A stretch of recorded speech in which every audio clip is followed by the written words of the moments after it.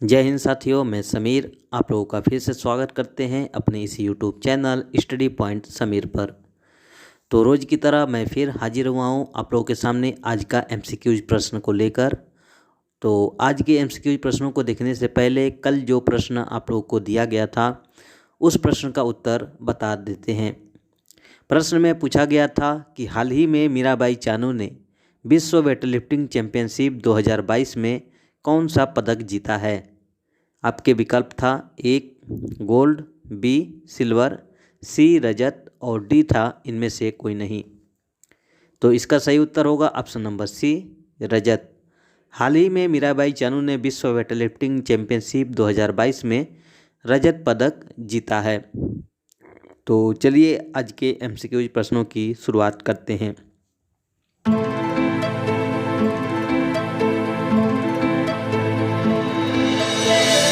प्रश्न में पूछा गया है कि हाल ही में वर्ष 2022 का चैंपियन ऑफ द अर्थ का पुरस्कार किसे प्रदान किया गया है।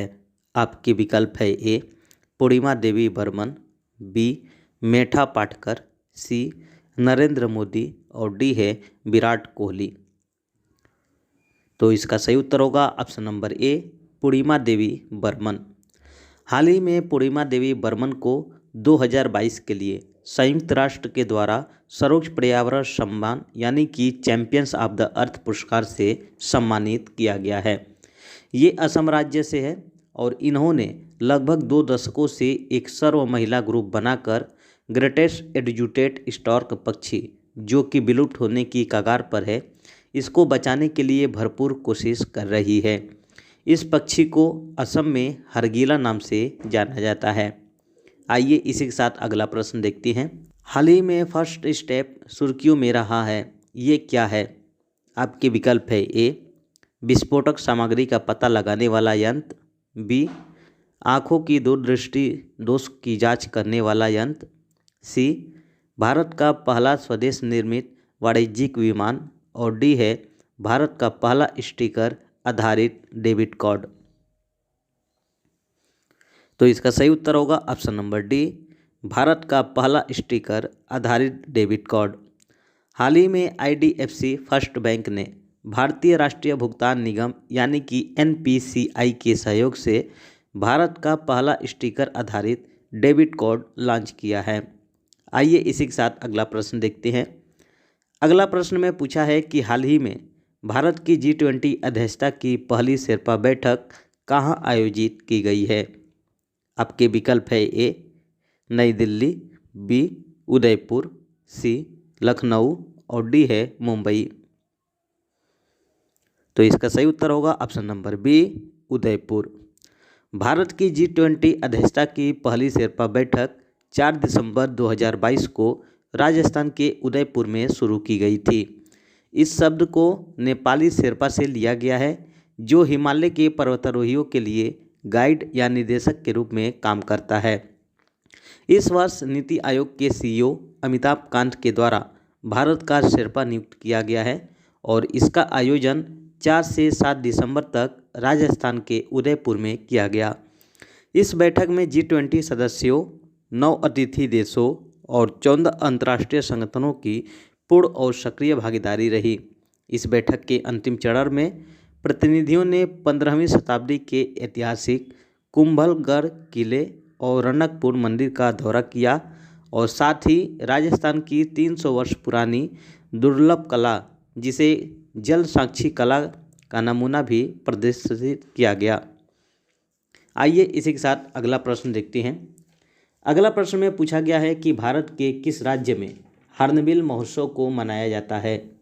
आपके विकल्प है ए तमिलनाडु, बी नागालैंड, सी केरल और डी है जम्मू कश्मीर। तो इसका सही उत्तर होगा ऑप्शन नंबर बी नागालैंड। हाल ही में 23वां हॉर्नबिल महोत्सव 1 दिसंबर को नागालैंड के दक्षिणी अंगामी क्षेत्र के नागा हेरिटेज विलेज जिसे किसामा में शुरू किया गया है। यह त्योहारों का त्यौहार के नाम से जाना जाता है और हॉर्नबिल महोत्सव 10 दिसंबर तक जारी रहेगा और इसका आयोजन तकरीबन 2 वर्ष के बाद शुरू किया गया है। इस महोत्सव को देश के उपराष्ट्रपति जगदीप धनखड़ के द्वारा इस कार्यक्रम का उद्घाटन किया गया है। यह नागालैंड सरकार के द्वारा आयोजित सबसे बड़े जनजातीय त्योहारों में से एक माना जाता है।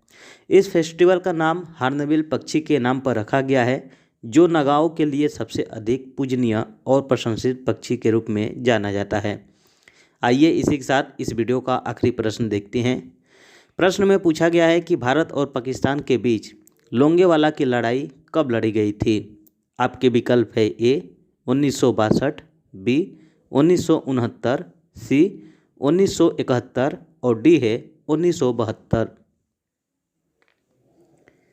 तो इसका सही उत्तर होगा ऑप्शन नंबर सी 1971। भारत और पाकिस्तान के बीच लोंगेवाला की लड़ाई 1971 ईस्वी में लड़ी गई थी। यह युद्ध राजस्थान की थार मरुभूमि में लोंगेवाला सीमा चौकी पर लड़ा गया था।